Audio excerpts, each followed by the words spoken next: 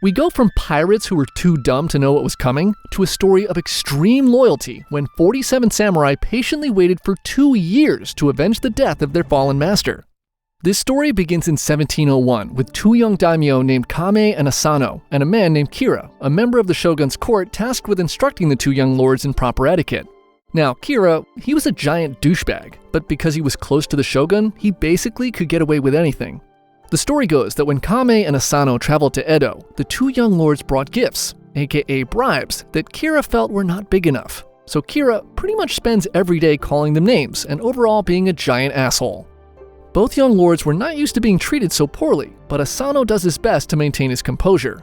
Kame, on the other hand, can't take it and decides to assassinate Kira himself. His counselors catch wind of this plan and behind Kame's back pay Kira a huge bribe for him to stop. With this, Kira unknowingly saves his own life and he begins to treat Kame much better. Asano, on the other hand, never got the memo about the bribe thing, and so Kira, now left with only one target, ramped up his insults in his direction. One fateful day, while walking together in Edo Castle, Kira is still running his mouth calling Asano a country hick with no manners. Asano finally snaps. He pulls out a knife and slashes at Kira, trying to shut him up for good, but he only manages to cut Kira's face before he's quickly stopped by castle guards. Drawing a weapon within Edo Castle was a serious crime, and Asano is quickly arrested. His lands are seized, and he's ordered to commit seppuku, the samurai's bloody ritual of disembowelment. Back in his domain, Asano's family loses everything, and his samurai, now masterless, are left to find their way as Ronin. Kira receives no punishment and gets off nearly scot-free with just a scar on his face. He knew that Asano had very loyal samurai who would probably try to defend the honor of their fallen lord, so he hires extra security and sends out spies and ninjas to track every move of the now masterless samurai.